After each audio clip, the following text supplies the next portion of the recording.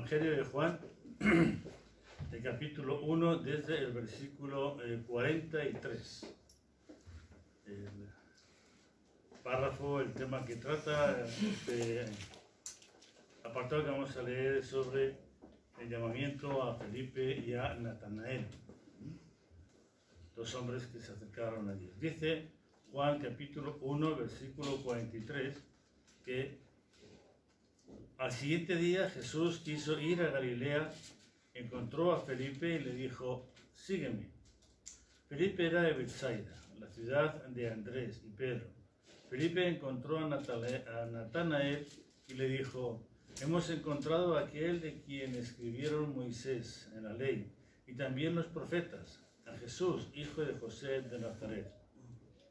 Natanael le dijo: ¿de Nazaret puede salir algo bueno? Respondió Felipe: ven y ve. Cuando Jesús vio a Natanael que se le acercaba, dijo de él: aquí está un verdadero israelita en quien no hay engaño.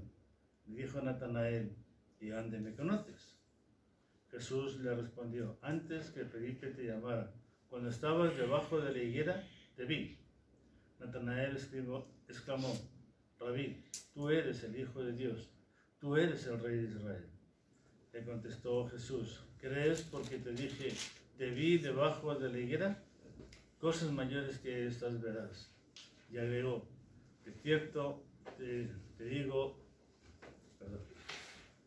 de cierto os digo, desde ahora veréis al cielo abierto y a los ángeles de Dios subiendo y bajando sobre el Hijo del Hombre.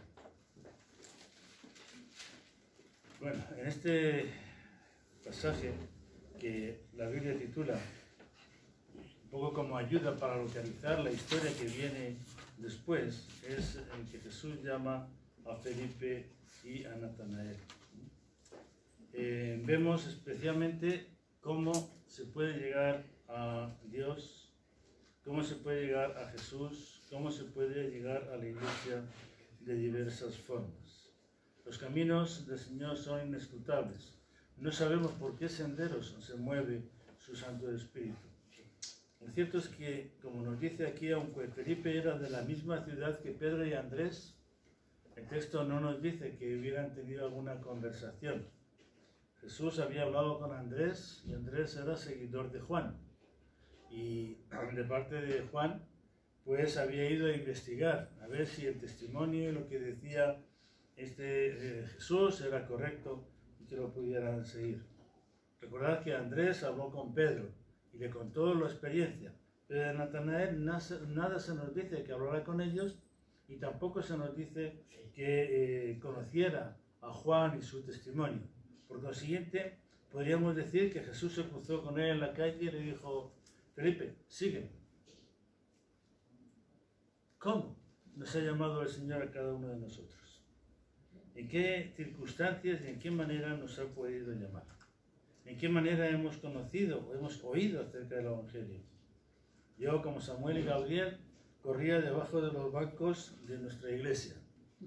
Los pastores y ancianos y demás hermanos se desmontaban. Y mi padre y mi madre me perseguían para sentarme en el banco. Yo no he sido un niño modoso nunca, aunque cuando pudiera parecerlo. Pero mi hermano y yo la salvábamos de esa manera. Por consiguiente, el Señor permitió, hizo, organizó que estuviéramos en el templo desde niños. Y pudiéramos oír las historias bíblicas y pudiéramos escuchar las lecciones que nos daban en la escuela dominical. Según fuimos creciendo, pues yo sí que seguí yendo a la clase de jóvenes, de niños, que era normalmente los viernes. Y estaba allí con doña Maruja y nos contaba la historia, y a veces nos hacía una siesta mientras me lo contaba. Todo tengo que decirlo. A veces cuando escucho predicar a Rubén también me da ganas de dormirme una siesta. O sea que ese vicio no lo he perdido. No lo he perdido. A cada uno el Señor lo llama a seguirlo desde un lugar. Siempre me encantaron escuchar los testimonios de hermanos que habían sido unos balas, que habían sido unos sinvergüenzas, que habían sido lo peor de su barrio, en los más pendencieros de todos, y como un día escucharon una canción, como la melodía de tu vecina, que oraremos que ella se pueda convertir, escucharon una canción y se acercaron, o alguien les habló, o un misionero les dio un tratado, y entonces llegaron a tener la inquietud de querer conocer. Francamente, cuando de joven en los campamentos invitaban a dar testimonio, y digo, ¿y yo qué testimonio puedo dar? Si el de Juanito es maravilloso, Dios le ha transformado de arriba a abajo, y yo en mí prácticamente no he notado cambio, siempre he sido un niño bueno, dentro de lo que cabe, pero no cristiano. Así que a veces tenemos prejuicios, tenemos envidias quizás, tenemos pensamientos extraños sobre las personas que se acercan a nuestra iglesia y no sabemos de dónde vienen. Eso es una lección práctica para desechar cualquier tipo de prejuicio ante una persona con la que nos relacionamos, ante una persona que viene a nuestra iglesia y que puede contar pues de cómo ha sido su vida y su testimonio tiempo atrás. Ninguno tenemos por qué seguir los mismos pasos. No está establecido en ningún lugar, y este es el claro ejemplo de que no todos los que se acercaron a Jesús habían estado primeramente con Juan, Felipe no, y Natanael tampoco, usando las personas que se mencionan aquí. Fueron verdaderos cristianos, verdaderos seguidores de Jesús. Estuvieron a su lado, fueron discípulos, aprendieron, enseñaron después. Se prepararon adecuadamente durante 3 años para servir mejor. Nunca mejor oportunidad que esta de que hemos estado hablando de preparados para servir, este curso de 2 años, en el cual podemos tener esa visión global, general de la Biblia y sobre todo de la voluntad de Dios. Y ellos hicieron luego su ministerio, sirvieron. Cada uno que nos acercamos a la iglesia tenemos que acercarnos con esa misma visión. Ver, aprender, para servir, para ser más útiles. Para ser útiles allá donde estemos y con los medios que estén a nuestro alcance. Lo importante que tenemos que mirar es cuál es su fe. ¿Realmente son cristianos porque creen en Cristo como único y suficiente Salvador? Tal vez han sido mal enseñados. Y al enseñarles y hacerles ver a través de la Escritura lo que dice la Escritura, que es la única fuente que tenemos para nosotros, y cualquier enseñanza de hombre que no corrobore o no esté fundamentada en la Escritura, no es una enseñanza que venga de parte de Dios, sino de Satanás, sino del interés humano, y viene para engañar, Recuerdo un joven que visitó nuestra iglesia hace unos años, en que se escandalizó por el hecho de que al celebrar la mesa del Señor, como él mandó y cogió de aquella mesa, aquel banquete, cogió su trozo de pan, lo repartió entre sus discípulos, y cogió su copa de vino y la repartió entre sus discípulos, y entonces él había enseñado que solamente se podía participar del pan. En la iglesia donde se había convertido, donde había sido formado, donde había sido discipulado, nunca le enseñaron, y él, cosa extraña, nunca había leído o había entendido esas 3 escenas que nos cuentan los 3 evangelistas de cómo Jesús en aquella ocasión tan importante de pan ofreció vino. Ofreció vino. Insisto en lo de vino, porque cuando la Biblia se nos dice copa, también es por amor a algunos que el fruto de la vid lo quieren siempre verde, siempre mosto. Bien, pero él no lo había leído. Y al intentar enseñarle, estaba escandalizado, dijo sí, pero no vuelvo aquí. Así que no lo hemos vuelto a ver en nuestra iglesia. Suponemos que habrá regresado a la suya, donde le enseñaron aquellas doctrinas y donde pues él se encontraría a gusto siguiendo las enseñanzas primeras que le habían dado, pero en un momento puso interés en escudriñar realmente lo que dice el Evangelio. A veces nosotros entramos en rutinas, en liturgias que no son acomodadas. Ayer cuando estábamos en el culto de acto de entrega de diplomas de los hermanos que han hecho el curso de PPS, y estaban allí los hermanos alabando, y cuando se fue a leer la Biblia, los hermanos de la iglesia local tienen por costumbre ponerse de pie para leer la Biblia. Tienen por costumbre ponerse de pie para orar, me parece perfecto. Y tienen por costumbre también ponerse de pie para cantar. Es fabuloso. Al menos yo aprendí que el respeto a una persona de más rango y autoridad ha de hacerse estando uno de pie. De ahí la oración. Aunque cuando yo también oro y nunca invito a ponernos de pie para orar y dirigirnos a nuestro Padre Celestial que está por encima de nosotros. Es una liturgia. Jesús ni en la Escritura se nos dice cuál debe ser esa liturgia.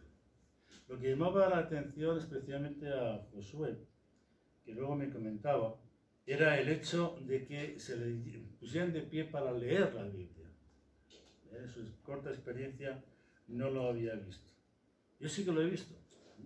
Lo he visto fundamentalmente cuando voy a un templo romano y llega el momento de hacer la lectura del Santo Evangelio y veo que las personas que están allí presentes se ponen de pies y yo, por no distorsionar, también me pongo de pie. ¿Será quizás en esta iglesia esa liturgia copiada? ¿Qué valor puede tener el tener que leer la Biblia, o cuando abrimos la Biblia para leerla estar de pie? No hay nada escrito en la Biblia. Por consiguiente, si nosotros participamos en los cultos de la iglesia donde ayer se celebró este acto de entrega, debemos de ponernos de pie. Ni nos pone ni nos quita. No vamos a ser rebeldes o contrarios con la liturgia de los cultos allí. Así que a veces nuestras vidas de cristianos, depende de donde vengamos, podemos traer ciertas liturgias, ciertas tradiciones. Recuerdo hombres que nos visitaron y mujeres que se congregaron con nosotros tiempo atrás, procedentes, si mal no recuerdo, de Brasil. Cuando entraban en el templo, se ponían de rodillas, espalda al frente, apoyándose sobre la silla y oraban. Es la costumbre que alguien les enseñó que fuera así y nunca les pregunté por qué lo hacéis así. Importante es orar. A veces nos es difícil orar cuando llegamos al templo y hay un murmullo de saludos, de qué tal te fue la semana, yo me quiero sentar y orar y tengo ahí el murmullo. También es cierto. Pero es el preámbulo al culto donde tenemos la oportunidad de podernos saludar y hablar durante el culto, de escuchar para aprender, meditar y comparar después lo aprendido o escuchado a la luz de las Escrituras, que yo no soy perfecto. Así que Felipe no formaba parte de los que habían sido discípulos de Juan el Bautista, pero Jesús le llamó. Y me atrevo a decir, como dije antes, que le vio por la calle y dije, oye tú, sígueme, porque ese sabía todo de todos. No se nos deja ver en ninguna parte de la Escritura que hubiera tenido una entrevista, que hubiera hecho un cuestionario y hubiera acertado 10 de las 12 preguntas de aquel cuestionario, como a veces pretendemos hacer para saber cuál es la doctrina, lo que sabe, lo que piensa la otra persona. Su conocimiento de la Escritura se pondrá de manifiesto con el tiempo. Y si realmente es cristiano, pues entonces tratará de seguir a Cristo conforme a las Escrituras. También nosotros tenemos que examinarnos de cuando en cuando. Tal vez en nuestra propia tradición, en nuestro propio saber, estamos haciendo ciertas cosas que no tienen fundamento bíblico. Y podemos llegar a estar dispuestos a pelearnos verbalmente con quien sea, porque yo tengo razón, porque eso es así. Como decía mi madre, con Úrsula, las 11.000 vírgenes. Que tuve que decir, dime dónde está, que no lo encuentro. Sí, en la Biblia viene. Y bueno, madre, pues dime dónde está, que no lo encuentro. Y sigo sin encontrarlo, porque no está. Así que lo fundamental es aplicarnos a lo que dicen las Escrituras. También se nos habla de Felipe, de Natanael, como buenos judíos. Cuando habla de judío, habla de fundamentalmente maestros. no personas de a pie, sino los maestros judíos. Y Natanael era un verdadero cristiano, un verdadero israelita, dice Jesús en el versículo 47. Un verdadero israelita. Seguía la ley que había recibido de sus mayores, de los doctores, la ley que había dado Moisés y los profetas, y también de aquellos otros muchos mandamientos que se habían inferido de ella, aun cuando algunos de ellos no estaban realmente de acuerdo con la voluntad de Dios. Y eso es lo que denuncia Jesús, por ejemplo, cuando les dice aquellas palabras de que vosotros sois unos hipócritas, ponéis cargas a la gente, ni con un dedo les ayudáis a llevarlo, ni con un dedo les ayudáis a superar la dificultad de seguir esos mandamientos, que dejaron de ser mandamientos de Dios para convertirse realmente en mandamientos de hombres. Pero Jesús conoce bien, y por eso alaba como un verdadero israelita. ¿Y de qué conocía aquel verdadero israelita lo que habría de suceder? El Mesías, como lo había acabado de confirmar Felipe. Lo conocía de tantas y tantas referencias, profecías, tipos de los que se habla en el Antiguo Testamento acerca del Mesías que habría de venir. Aquello que señalaba el sacrificio de Cristo, aquello que era el propio tabernáculo, que era sombra de Cristo, como los profetas, como un profeta iba a ser semejante a Moisés, como el rey David le llama Señor a mi Señor cuando era uno de sus descendientes futuros. Y así tantas y tantas cosas que encontramos en el Antiguo Testamento, que era lo que conocían tanto Felipe como Natanael. Ellos no tenían otra revelación. Nosotros, gloria a Dios, tenemos la revelación del Nuevo Testamento. Tenemos mucha más información porque tenemos la historia, la manifestación presente física entre los hombres de Jesús, los testimonios de tantos y tantos que quedaron aquí escritos en la Biblia, y cómo no también testimonios en la historia paralela. También la historia de los romanos que hicieron eco. Llevó un loquillo que andaba por allí enseñando cosas que no estoy dispuesto a hacer. ¿Qué es eso de amar? De quitarse uno la túnica y dársela a otro, que a saber si nos está engañando o no nos está engañando, etcétera, etcétera, que es el pensamiento natural humano. También a veces dentro de nosotros como cristianos, y amar a nuestro prójimo sobre todas las cosas, o como a nosotros mismos, o a Dios sobre todas las cosas, es algo que sí, lo decimos, lo contamos, pero no lo vivimos en muchas ocasiones. Las Escrituras, el Antiguo Testamento, sigue siendo plenamente vigente hoy, como lo era antes de Jesús. Y es en las Escrituras, en el conjunto de todas las Escrituras, donde vemos, como dice Jesús, que dan testimonio de mí. Así que Natanael, un verdadero israelita, pues conocía el Mesías que habría de venir y el cumplimiento de todas aquellas profecías, por lo que había estudiado y aprendido en lo que nosotros llamamos el Antiguo Testamento. La conversación entre Felipe y Natanael no tiene desperdicio. El magnífico consejo que le pudo dar Felipe a Natanael es un consejo del que debiéramos apropiarnos y usarlo con más frecuencia de lo que hacemos. Dice en el versículo 46 que Natanael dice: "Oh, de Nazaret, de ese pueblacho que está ahí arriba en Galilea, ¿va a salir alguien que pueda enseñar algo? Si la universidad está en Jerusalén". Natanael no sabe qué decirle y le dice lo más importante: ven y ven. Ven y ven. Felipe. ¿Perdón? Felipe, Perdón, sí. Muchas gracias. Se me van las cosas. Felipe le dijo a Natanael: ven y ve. Si Felipe hubiera tratado de convencer a Natanael que en todos sus razonamientos estaba equivocado, le hubiera intentado corroborar o corregir alguno de sus pensamientos, sin duda que Natanael lo habría despreciado, posiblemente por inculto. Vas a ver tú más que yo. Si yo estoy en la buena universidad, en la universidad de pago, si además yo me codeo y charlo y discuto con los grandes sacerdotes y y tú que eres de un pueblacho, un pueblecito aquí cerquita de Jerusalén, ¿me vas tú a enseñar a mí? Si Felipe hubiera intentado razonarle su fe, habría Natanael dicho, ¿y tú qué me vas a enseñar? Si no sabes hablar, si no se te entiende cuando hablas. Pero Felipe hizo lo verdaderamente prudente y sobre todo sabio, mirando desde nuestro presente lo mejor que pudo hacer. Ve y ve a la persona de la que te estoy hablando. Ve y ve. Así que cuando a veces encontramos con personas que rechazan el Evangelio, o cuando intentamos hablar con alguien y no nos salen las palabras, ¿cuántas veces no nos salen las palabras adecuadas para darle un mamporro a nuestro interlocutor para que se convenza por la fuerza y crea lo que yo creo? Y me diga sí. Podemos conseguirlo a veces a base de pesadez. Porque sí, porque esto, porque sí, porque esto. Y al final hay otro para quitarnos de medio y dice, sí, sí, lo que tú digas. Con tal de que te calles lo que tú digas. Podemos hacerlo. No hay otra forma que podamos hacerlo.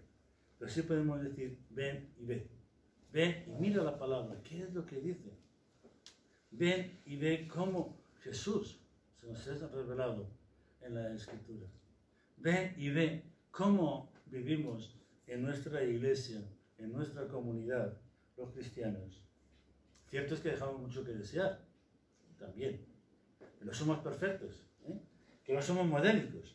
Pero bueno, algunos por lo menos intentamos hablar con otros, intentamos interesarnos por su vida, intentamos saber sobre sus necesidades, gozos, alegrías o tristezas, y nos comprometemos, al menos por una vez, a orar por ellos. No, a lo mejor oramos más veces, sobre todo orar muchas veces. Pero a mí a los pocos días se me olvida. Esta mañana tuve que pedir perdón a una hermana por no haberle llamado por teléfono. Una hermana que el jueves nos dice, me he caído, me he dado un golpe en la cabeza y me duele la cabeza. Y el viernes dije, la voy a llamar. Pero es demasiado pronto. La voy a despertar. Bueno, luego la llamo. Se me olvidó. Ayer, algo parecido. Bueno, tengo que llamar a Satur, tengo que llamar a ver cómo va de su cabeza. Lo pensé, no lo hice y se me olvidó. Y esta mañana cuando la veo digo, ¡pum! 2 veces he intentado llamarte a ver cómo va tu cabeza y no lo he hecho. Así que perdóname porque debería como hermano preocuparme por ti y tu situación y más como pastor. Por eso digo que no soy perfecto, nunca me he considerado como tal. Tengo muchos fallos. Ya sabéis, cuando necesitéis algo de mí me tenéis que llamar y entonces os podré responder. Pero estar yo detrás de vosotros no se me da deshoras. Entonces, a veces me dice, oye, ¿por qué envías un mensaje tan pronto? Un mensaje de texto que hace pim pim y me asusta. Yo para mí ya no era tan pronto. Pero en fin, lo importante es que tengamos esa relación. Ven y ve. Si viene alguien a nuestra iglesia, posiblemente verá que cantamos fatal, que desentonamos un montón, sobre todo yo. Y tal vez no le guste. En el templo anterior, en Domingo Martínez, ha habido muchas personas que han venido y se han encontrado allí a 4 viejos y no han vuelto. O últimamente, pues ese local en el que había que venir con casco, como decía Dori, no sé si un día se caiga el techo y nos pille, pues gloria a Dios, ese techo lo van a tirar y no nos ha pillado a ninguno. Sabemos que la gente juzga por lo que ve y nosotros también juzgamos por lo que vemos, como decía también al principio, de quién juzgamos a los hermanos según de dónde vengan, cómo sean, cómo hablen, lo que hayan aprendido o estén enseñando. Y a veces nos limitamos a criticar o a decir eso no, en vez de decir, vamos a ver en la palabra dónde está esa afirmación que tú haces, eso que te han enseñado y que tú no has descubierto que estaba equivocado. Y podemos decirlo así porque hemos leído la palabra y sabemos lo que dice sobre determinadas situaciones como el pan y el vino en la comunión que os comentaba antes. Así que el ejemplo de Felipe, las palabras sencillas, ven y ve, lee la Biblia. Me ha admirado en varias ocasiones en que hemos tenido algún culto unido con la Iglesia romana y católica romana, y su empeño en vocear, gritar, alabar, clamar: Espíritu Santo, ven. ¿Os suena que también nosotros tenemos alguna canción que decimos Espíritu Santo, ven? ¿Y dónde está el Espíritu Santo cuando le llamamos que venga? Es porque no está. Por eso tenemos que llamarle que venga. Pero Jesús dice: yo estoy con vosotros todos los días hasta el fin del mundo. Yo os envío el Consolador. Así que el Espíritu Santo está con nosotros cada vez que nos congregamos en su nombre. Está entre nosotros, no tenemos que decirle que venga de ninguna parte, como aquellos profetas de Baal y Elías, que gritaban y gritaban a ver si despertaban a Baal, porque estaría tal vez durmiendo. Se mofa de ellos Elías. Pues tenemos que tener cuidado también con la teología que expresamos a través de nuestros cánticos, ¿eh?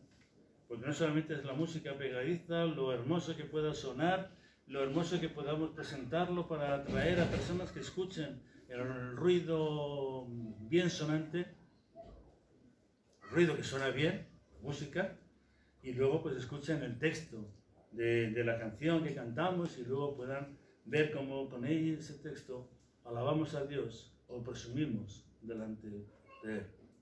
Ayer una de las canciones me pregunta Josué: oye, ¿y esa palabra qué significa? Había en la pantalla y se repetía varias veces al final de una estrofa que decía de mi i, D-E-M-I-I. Y tú, Jesús, no recuerdo exactamente, era por amor de mí, decía esa parte de la frase.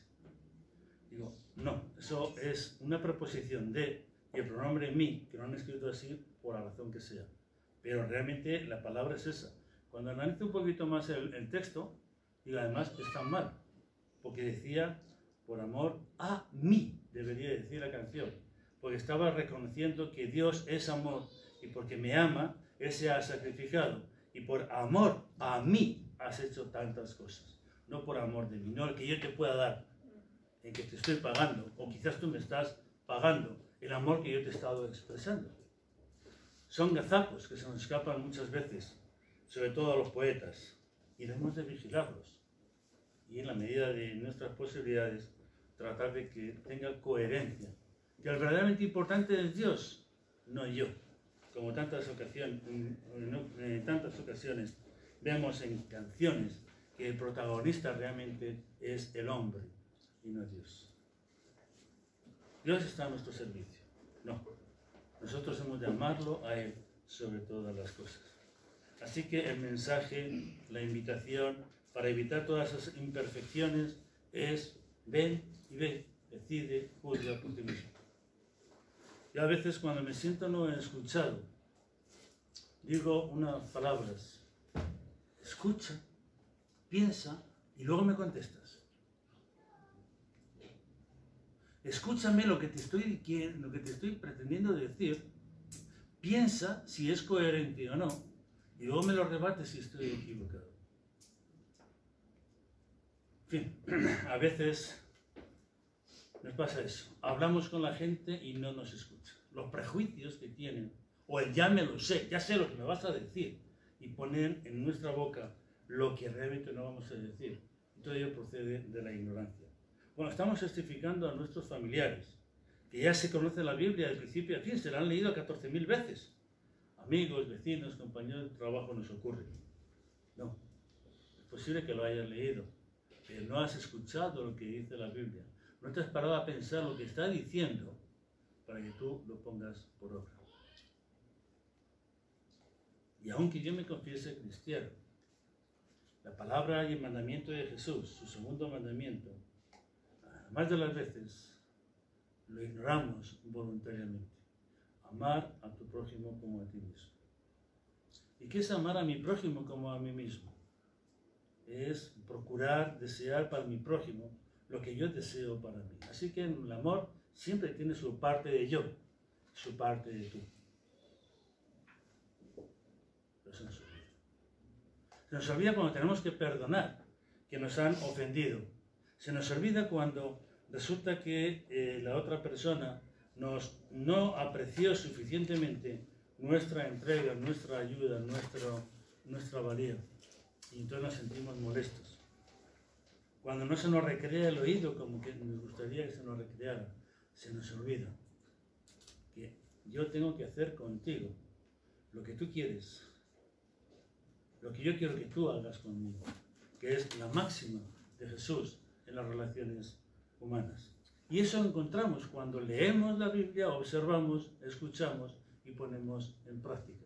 Así que la mejor forma de testificar a una persona cuando se nos queda la mente en blanco y no podemos contar el Evangelio de principio a fin, porque ya se lo sabe, es ven y ve.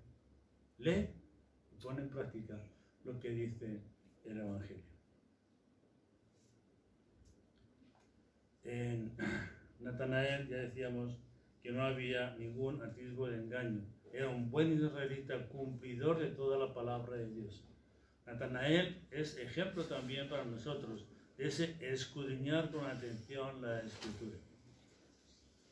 Y no podemos hacerlo cuando abrimos por donde caiga, como algunos tienen por costumbre, y mucho menos cuando no llegamos a abrir la Biblia.